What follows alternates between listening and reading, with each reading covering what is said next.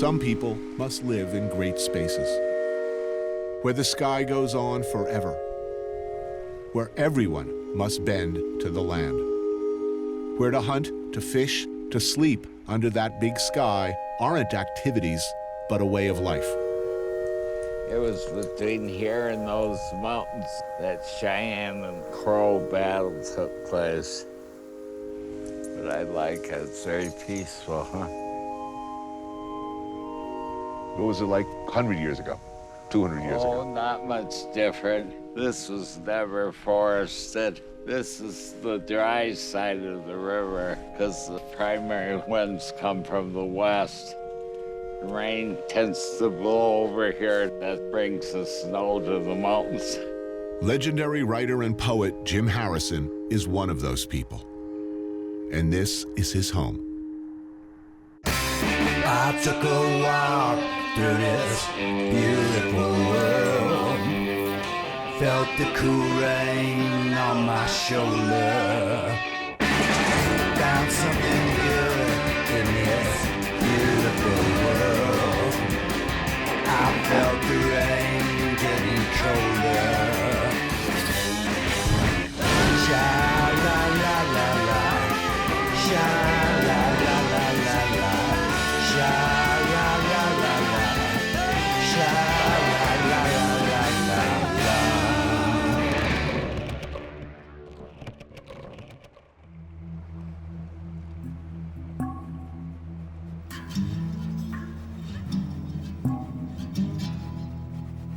Am I as old as I am?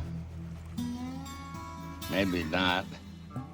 Time is a mystery that could tip us upside down. Yesterday I was 7 in the woods. A bandage covered my blind eye. 68 years later, I could still inhabit that boy's body without thinking of the time in between. It is the burden of life to be many ages without seeing the end of time.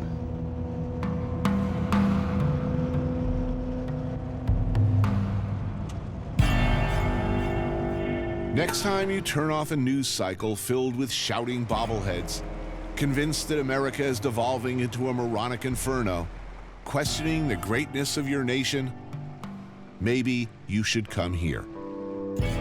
Here are your Purple Mountains' majesty. This is the landscape that generations of dreamers, despots, adventurers, explorers, crackpots, and heroes fought and died for. It's one of the most beautiful places on Earth. There is no place like it. Montana. Many have come to claim their peace over the years, but before the prospectors and explorers, there were the Plains Indians. The Absaraka have been master horsemen since they adopted Spanish-introduced Mustangs in the 18th century. General Blackjack Pershing, he called the Native Americans the centaurs of the plains. Better known as the Crow, they were once part of the larger Hidatsa tribe. Centuries ago, they split off on their own and wandered or were pushed by conflict with the Blackfeet, Cheyenne, and Dakota until settling here in the Yellowstone River Valley. That horse became everything to our people. Kennard Reelbird grew up ranching and raising horses here at Medicine Tail Coulee, which happens to be the exact spot where General George Custer had the worst day of his life. Kennard raises horses for rodeo, for riding, and for this, Indian relay racing. The athletic ability on them kids are just amazing. The competition is intense. They travel all over to compete at this collarbone-smashing, skull-cracking, bone-snappingly dangerous sport. Former allies and former blood enemies alike. It requires a lot of courage. I'll bet. And a high threshold for pain. It's representative of warrior mentality. One rider, 3 horses. When they're lined up, gun goes off. It's like a spontaneous combustion. Top speed is around 40 miles an hour. And after each lap, the rider dismounts at full freaking gallop and leaps, hopefully, onto the next horse. Yes, it's as dangerous and difficult as it looks. The prizes at big events run into the thousands of dollars, but really, it's about bragging rights and pride. Being in motion, in rhythm, in time, and in one with that horse, you develop strength of character. And once they conquer that fear, that feeling of accomplishment is so great. When they walk back from that race, they have this sense of pride and self-worth is sky high. Now they've identified with their ancestors.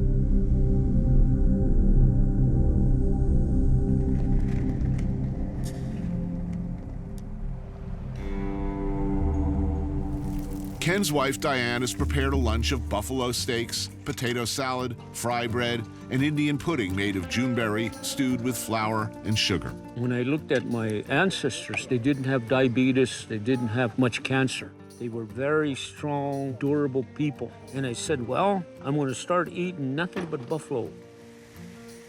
Over the course of your life, how much has this area changed? Quite a bit. We went and picked up a four-wheeler last Sunday, be the first four-wheeler on the place. Given those changes, what are the Crow people going to be doing in 20 years, 30 years? The horse going to play an important part in the culture still? I think so, yeah, because what's a place going to be like without horses? I wouldn't want to be there.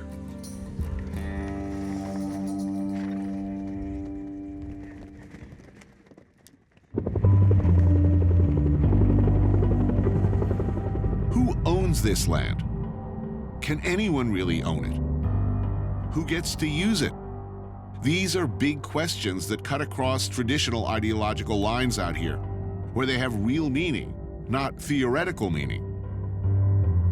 All this belongs to one man, this guy, Bill Galt. Okay, we're about a half mile from the confluence of Rock Creek and the Smith River. Galt Ranch is 100,000 acres of grazing land, mountains, cliffs, and valleys. There's also some of the best trout fishing on the planet. Bill, the water level on the creek looks good. This is Bill's friend, the author and journalist David McCumber. They disagree on land use, a major issue. Remember when you could do that and still be friends? Lee Kinsey is a professional outfitter who Bill leases some areas of his property to for fishing. All this to outwit a fish. I know. It's amazing. All right, go ahead. Stop that tip high. Put that thing straight up in the air. Good, perfect. Bill's a fifth-generation Montanan whose principal business is raising cattle. He's no weekend cowboy. This is work, and he pays a lot of attention to his land. And a big issue for him, for just about everybody around here, is the 1985 Stream Access Law. Anybody that could access a stream via a public means could in fact use the stream, even if it was on private ground, as long as they stayed within the ordinary high water mark of the stream. Widely heralded by sportsmen and outdoor enthusiasts, the law did not go down well with landowners like Bill. Oh, got him. Something took a bite. Yep. He's still got a fish right in there, too. Oh, I see him. Perfect. Hoop set. Whoa! The fish of the day. Nice brownie. All right. Woo! Beautiful thing. That's pretty. But I will not eat you today, my friend. Not today. For lunch, a modest, protein-centric repast of steak, a Wagyu Angus hybrid bred and raised right here on Bill's ranch. There's the marbling and a Wagyu steak. That's what makes them good. Oh, that's nice. And it's pretty damn tasty, I can tell you. So you hold an opposing view, is that correct, on access? The idea behind the stream access law, that if you stay in the water, it's public. I agree with that concept. But where do you draw the line for private property rights? State were to pass a law that your restroom was public because the public needed it in your house. Right. But just because this isn't my backyard doesn't mean it's any less mine than your toilet is yours. We still pay taxes on every foot of it. Right. I'm an old school lefty, but I gotta say, I kind of completely understand the property owner's point of view here. There'd be no ambiguity in my feeling if I'd inherited this land, it had been in my family for generations, and I looked around at it and wanted to keep it like it is. If I were to go to a bar in town, and I would ask, how do you feel about this issue? Where would it break What would Depends on most if you're people a say? fisherman or a landowner. Clearly divided right down the middle.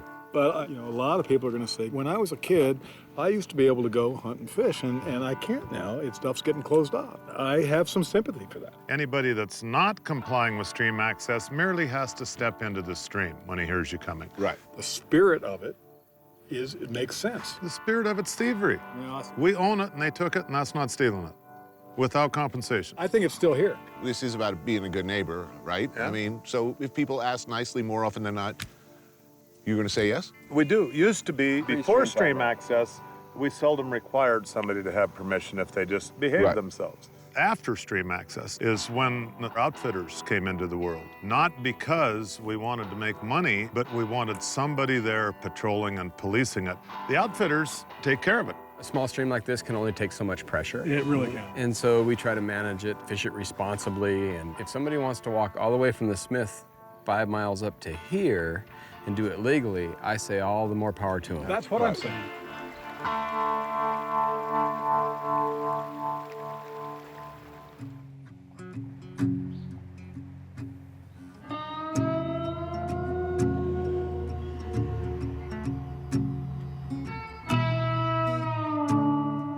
At first look, you'd think this is the worst place on Earth.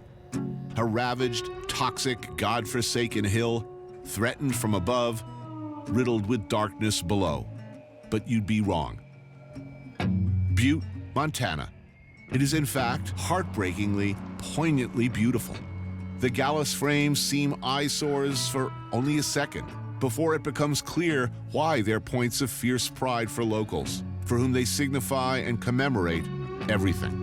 For Montanans, many people consider it sort of a black eye. I happen to think it's sort of the essence of Montana. Aaron Perrette was born in Butte. He's a professor of literature and a chronicler of the city's colorful literary history. There is something beautiful about this city, right? Yeah, the enduring decay.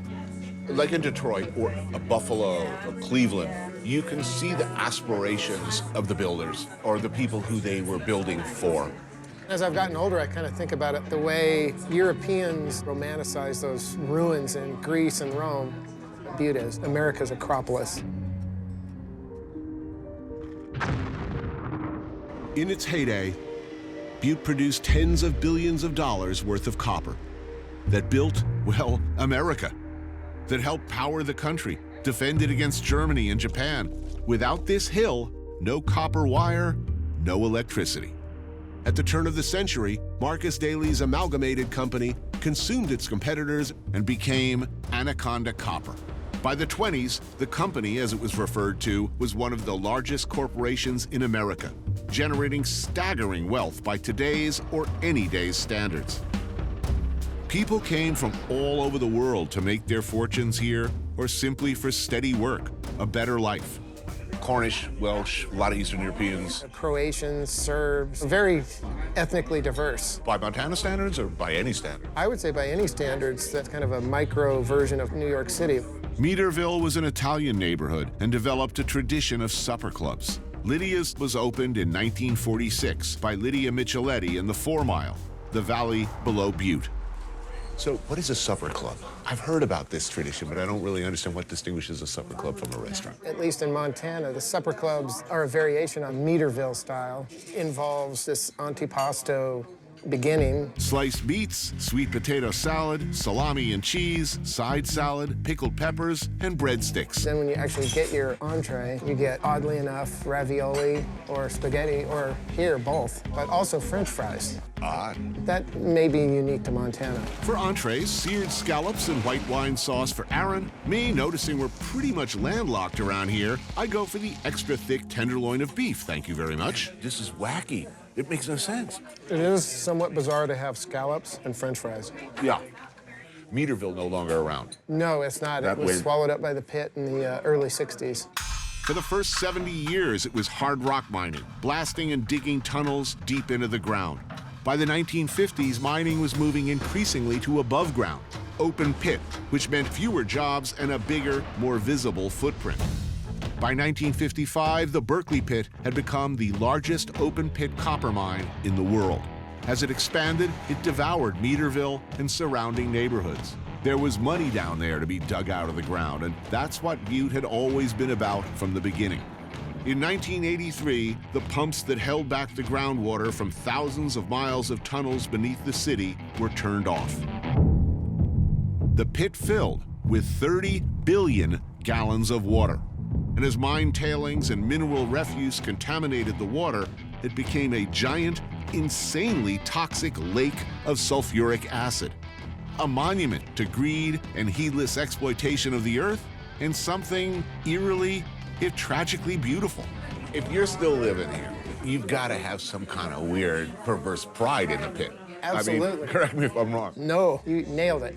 Obviously, the pit is an enduring emblem of that rapacious capitalist greed, but you also have people here who are proud of where they live. And the history of Butte, in many ways, is, this town that should have died, but never did. Part of that is luck, geographically, but also the character of the people here. They endured. As you might have gathered by now, this is a working-class town, and unusual in that it's a union town, a proudly union town in an otherwise very red state. Butte is the most interesting, important town in America that nobody knows about. Bryant McGregor is the owner of the Silver Dollar Saloon in what was once Butte's Chinatown. So we call ourselves Butte America. Amanda Curtis, a former state congresswoman, was born of the labor movement. She's a unionist, an advocate for workers, and this solidly union city she calls home. When you got off the boat in Ellis Island, it said Butte pinned to your shirt. And it wasn't Butte, Montana, right? It was Butte America. We were founded by European immigrants who came from socialist countries with all of these crazy socialist ideas. Would you say Montana, in a stereotypical way, is relatively socially conservative? Oh, absolutely. But Butte is a labor town. Nobody knows anything about union history. They don't teach it. When the country was at its peak, unions were at their peak. When wages were at their peak, unions were at their peak. That was then. This is now. This is the era of I got mine, Jack. That's what makes Butte different. It's not a I've got mine. It isn't. It's Why? Truly not. Union is together. We've grown this community out of taking care of each other. You have to remember what it was like here for workers before unions, if you can imagine. Men worked underground for as little as $3 a day. 10 to 12-hour shifts, 6 days a week. Thousands died over the years in industrial accidents or from silicosis, lungs ravaged by the airborne silica dust. You don't have any rights in your workplace unless you bond together and have a collective voice. In a one-company town, despite hiring assassins and strikebreakers, Butte's thousands of workers successfully managed to unionize. Labor costs increased while copper prices slumped. Anaconda responded by moving their production increasingly south, way south, to Chile, where such impediments as labor laws and fair wages were more malleable. We serve as the example about what happens if you allow unfettered capitalism. But isn't there something beautiful about unfettered capitalism? though? Because look, this structure here. We powered the entire world. As long as they're making that money in the goddamn United States of America first. Right. I feel I'm a patriot. And if you're taking jobs away from America to export them overseas, You're not. you're not. And we've been talking about this for decades in this country, right? Or keep our jobs here. Yeah.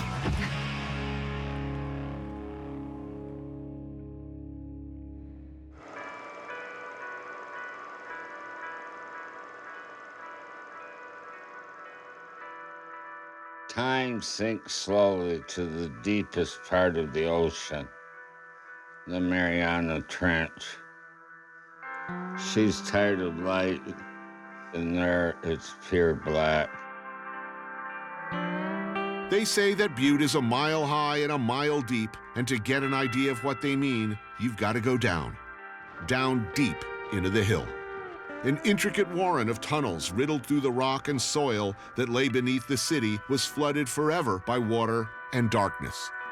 The Orphan Boy Mine is one of the few remaining hard rock mines in the city. Today, it serves as a training facility for the Montana Tech School of Mines and Engineering. There's 5 generations of mining here. In order to survive and provide the resources for America, these people were super skillful. Jim Keene is a state senator and labor advocate who grew up working the mines of Butte. How many miles of tunnel under Butte total? 10,000 miles of tunnels. 10,000 miles. And I Like figured... this. Like this. Only smaller, usually. Larry Hoffman is a longtime mining engineer and instructor. Matt Krattinger is the new guy. A hard rock miner by day, he likes to relax by spending his free time down here, playing. I come mining for fun on my days off. Okay. It's one of those things that just gets in your blood. You got a lot of pride in it. These guys like it underground. And even more, they seem to like drilling holes deep into the rock face.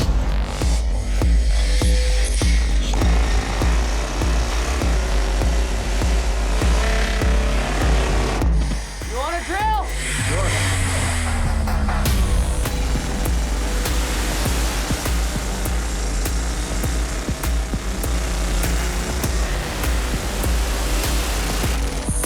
Pull that out. Now you get to feel where the weight's at on it. Oh, yeah.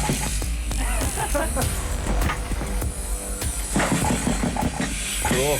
You do that several hundred times a day. No. It gets good. Sweet.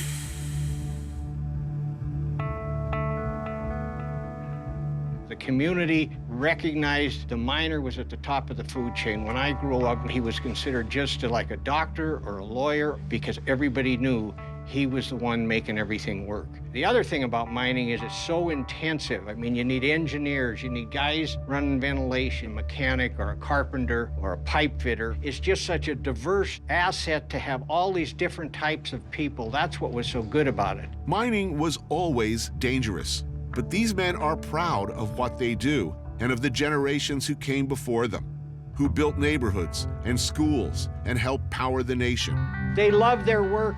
They raised their families. They worked all the time. It was a destination with hopes and dreams of hard work leading to a better life. You know, the company's a son of a bitch, let's face it, but they were our son of a bitch. So you know, that's just the way it was. The community worked to support the people.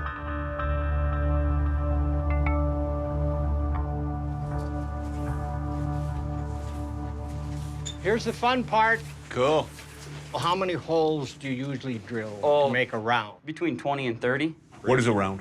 This pattern has to be drilled out. And every time you advance the face, that is a round. You drill it, you load it, you blast it, you muck it, you bolt it, you drill it again. And that's a cycle. We're in the loading process right here. They call collar priming or top priming this hole. Quit, still away. Back in the day, it was dynamite. But in the 60s, they started switching over to this stuff, ANFO, ammonium nitrate, and fuel oil. Okay, so got everything charged up, loaded. Now we get to time it. This is kind of where I got hooked on mining. As soon as I set that first round off, it was, how do we do another one? Fascinating. This is where it all starts. All right. Right here. Everybody got everything out?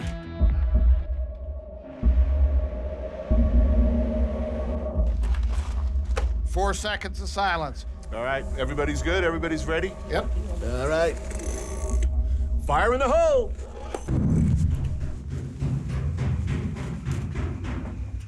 One, Two, three.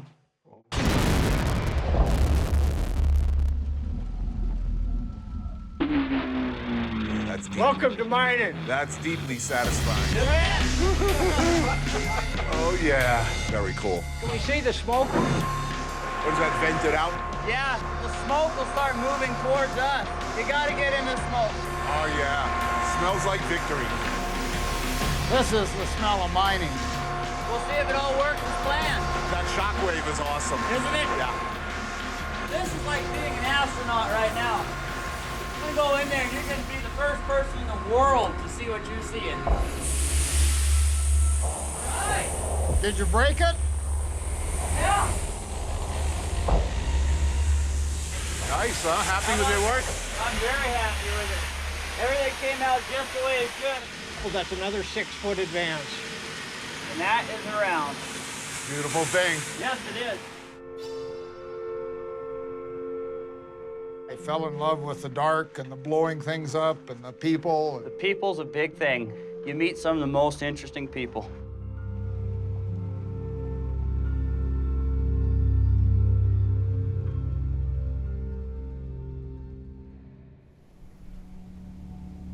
About 1/3 of Montana is public land. It was set aside for the people of the United States of America. Generally speaking, it is intended for multi-purpose use: timber harvest, grazing land, hiking, fishing, hunting, and mining. These open lands are important to hunters and anglers like Dan Bailey. He's the Montana representative for Pheasants Forever, an organization working to conserve pheasants and other wildlife through careful management. So this is a piece of property that's owned by Pheasants Forever. It's open to public access. This is through Montana's block management system. We sign in, they collect all the tags, they know who's on the property. Today, me and my friend Joe Rogan are going after some delicious pheasant for dinner. Yeehaw, ladies and gentlemen. Joe is, of course, the voice of the UFC and the host of the wildly popular podcast, The Joe Rogan Experience. In recent years, Joe has become an advocate for the notion that you should, whenever possible, know where your food comes from. The connection that you have with your food when you kill it yourself, it's a totally different experience. I believe that if you choose to eat meat, that there should be a little bit of guilt and shame involved. Something did die. So there should be a sense of loss and an understanding. Right here, this is it. I mean, you know where your food comes from. That's the smallest circles you can get. Hey, Tony, the 3 things we can hunt here are Hungarian partridge, which is a small bird in the big covey, sharp-tailed grouse, and then rooster pheasants. So no hen pheasants. I'll call out what it is. Yeah, I'm gonna wait for you, because I sure as hell wouldn't be able to identify them. So we'll get one person on one side of the jaw, one person on the other, and I'll run the dogs through the middle. Which way they're gonna break, do you think? Anyway, could be any. Any which way. We're hoping over us.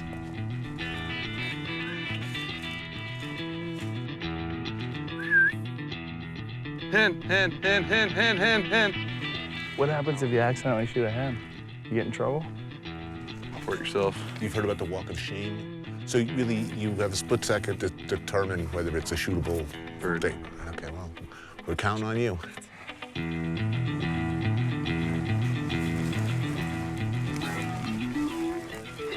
That's a rooster.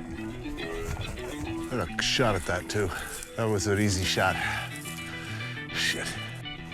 Some days. Yeah, one of those days, huh? Public lands in Montana, we're fortunate we have a lot of them, but, they get a lot of pressure, and so when you get one of these birds, it's pretty special. Public land hunting is always a lot of work. In general, anybody and everybody can come out here and chase your birds, so. There's a bunch of birds right there. Yeah. See them going through the trees there? I saw. A bunch of pheasants just got up. Let's get serious about this. All right. We'll take these dogs to the river.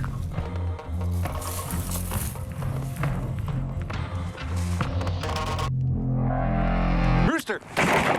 Oh, nice shot. Dead-bird. Gotta get up on that bank. Who got it? Anthony got it. Nice. I missed that one over here. Good boy. Come, bring it here. Come on. Good boy. Come on, Junger. Nice shot. Thank you. Bring it here. Come on. Nice drop. There you go. Montana rooster. It's good eating. Bird. All right, man. Start plucking. With one in the bag, we meet up with the rest of our party to cook and drink and eat. Lan Tawney is a 5th-generation Montanan and an active conservationist. Hal Herring is a journalist for Field and Stream.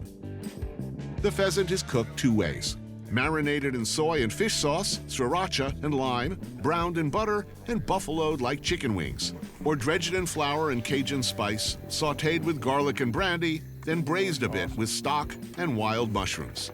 Collard greens and bacon as a side serve as a nice cleanse. Man, these greens are good. And the bird's delicious.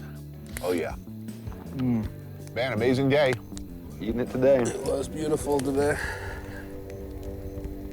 Why should people in New York or San Francisco who've never hunted, in what way does your access to hunting ground impact on this nation in a positive way? Why should they care? Well, it's not hunting ground. It's public ground. It's owned by the people of the United States of America. And I just see our country, it's very nuanced. And private property is bedrock.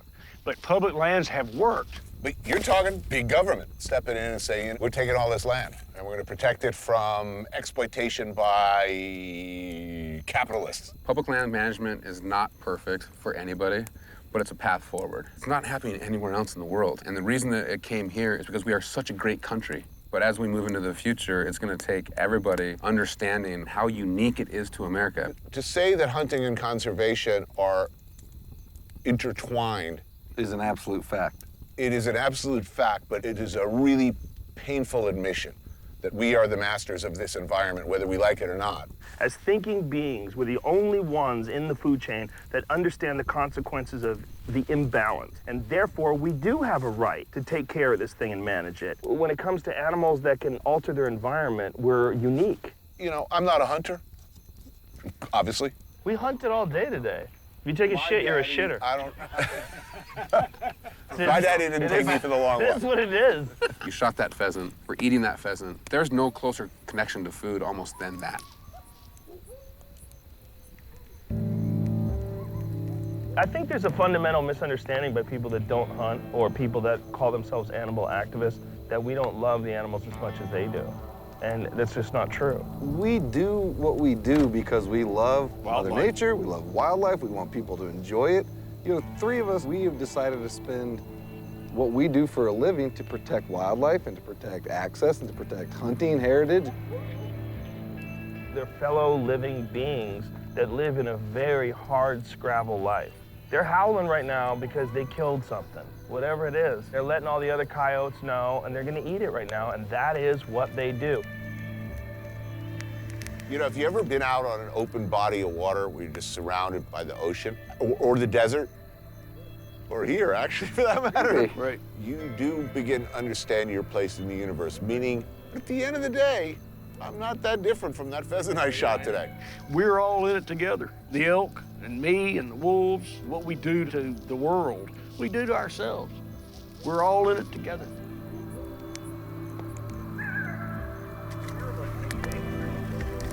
As the evening progresses, the bourbon flows and the fire burns down to coals. A late-night vape with Joe, and the earth seems to shift on its axis. Later, stumbling out of my tent, I find myself somehow no longer vertical, looking up at a magnificent bewilderment of stars.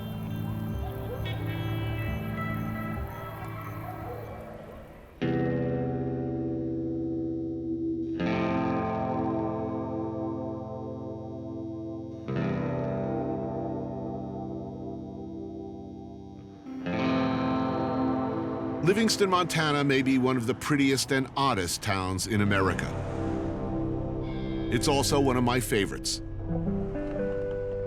Originally a railroad town, a place where cattlemen could drink and philander. Then later, a gateway to Yellowstone National Park. In the 1960s, the surrounding Paradise Valley was a popular setting for Hollywood films, and local ranchers began to see a strange mix of creative types showing up. First to work on films, but later to stay and play cowboy for real.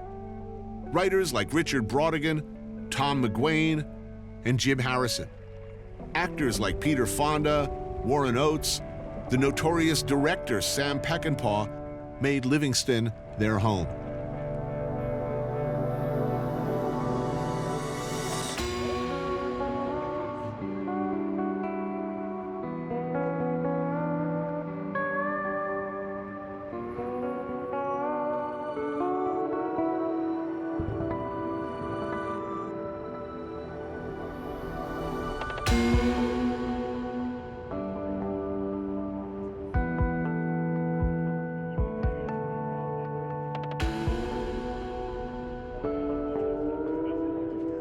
The Mint Bar opened in the 1920s and holds the oldest liquor license in Montana. Railroad workers used to drink here. Everybody drank here. Look at that picture of the bar right there. Yeah, that picture is this building during Prohibition. It was a grocery store. My friend Dan Laron is a jack-of-all-trades native son, a hunter, fisherman, and a key figure in the life of the town. I mean, this is a rough and tumble railroad cattleman town, right? Yeah. Why did they put a railroad stop here? It was X far from Minneapolis and X far to Seattle. It was kind of middle ground, 700 miles that way, 700 miles that way. Right. who would exemplify the qualities that a preponderance of Montanans would aspire to? The American Indian, the Plains Indian that lived here before white man, because it was a tough place to live. You know? When was the last time you walked outside and you looked at those mountains and you said, I possibly live in the most awesome place on earth? When was the last time that happened? I do. I never take this place for granted. Okay, it's one of the most beautiful places that I've been, and I like to enjoy the outdoors. Take my son hunting. Right. You know. You know that moment when an animal dies and they look at you and there's a look in their face, I always interpret it as, I'm very disappointed in you. Yeah, well, as an older hunter, I'm feeling more and more remorse for the animals that I kill. And that's why I use every part of the animal that I can. I have respect for that creature. I always felt like, look, whatever this thing I shot, I will treat it the way I would like to be treated. I mean, you're gonna shoot me. Please, don't just leave me there. Yeah, don't just rip my breasts out and throw my ass away. Yeah, that's a country music song right there. Don't rip my breasts out.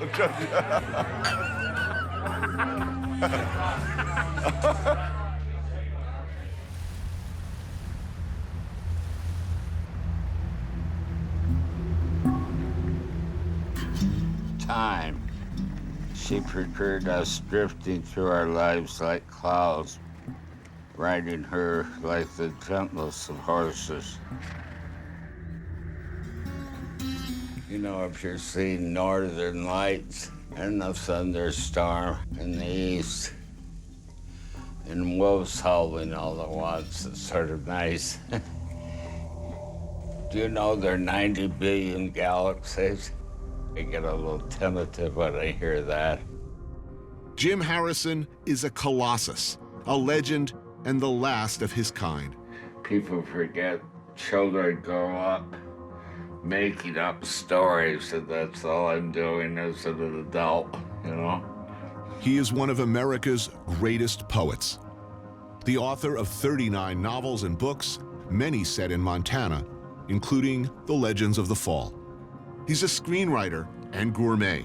In his food memoir, The Raw and the Cooked, he chronicles many, many epic meals. He has lived a life that can only be imagined. Dan is his friend and confidant, and the two have for years hunted and fished together. Here's to the game. His health prevents him from hunting, but not from enjoying a meal of spatchcock Hungarian partridge. I made a liver loaf with elk meat, elk liver, and pork fat. Awesome. Some spices. Gonna have some beets, quail in aspic. Quail en gelée. En gelée. Elk carpaccio. And a morel and chanterelle risotto using a stock made from 10 pounds of roasted game bird bones.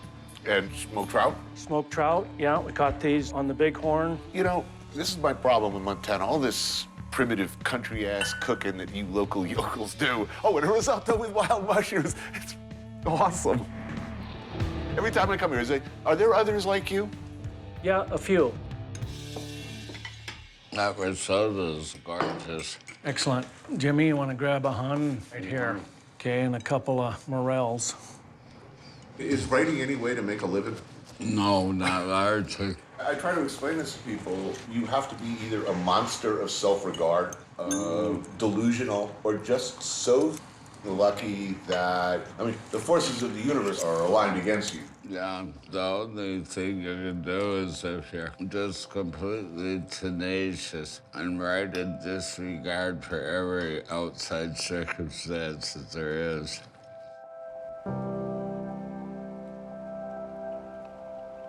Most people look in the mirror and say, you know, I'm getting old or something like that. But Shakespeare, the poet, said, devouring time, blood thou thy lion's paws. That's a little better, huh?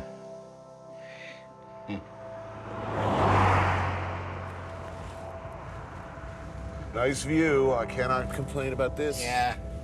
So what are you doing? Around half a year here and half a year in Arizona. Arizona. Real interesting culture. My ever-present Border Patrol, which I tease a lot. I'll be hunting and their Border Patrol plane flies over and I run under a tree like I'm hiding. And then their vehicles start swarming in. They say, "Harrison, you asshole." I said, "I'm trying to keep you on your toes."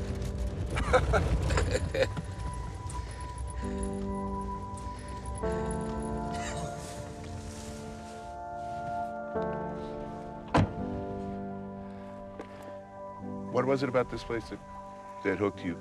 Well, I'm claustrophobic, acutely so. So Montana's about the best place you could live. You never feel hemmed in any direction. You could go miles and miles.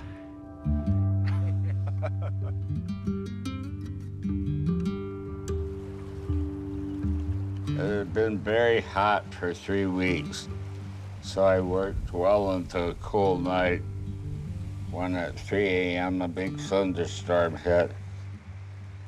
The lightning was relentless 200 years ago when the Cheyenne from the east attacked the Absaroka in this valley. A group of the Cheyenne were Masom, the wolves of heaven, warriors who painted themselves solid yellow. I want to be a yellow wolf of heaven. They disappeared into the lightning.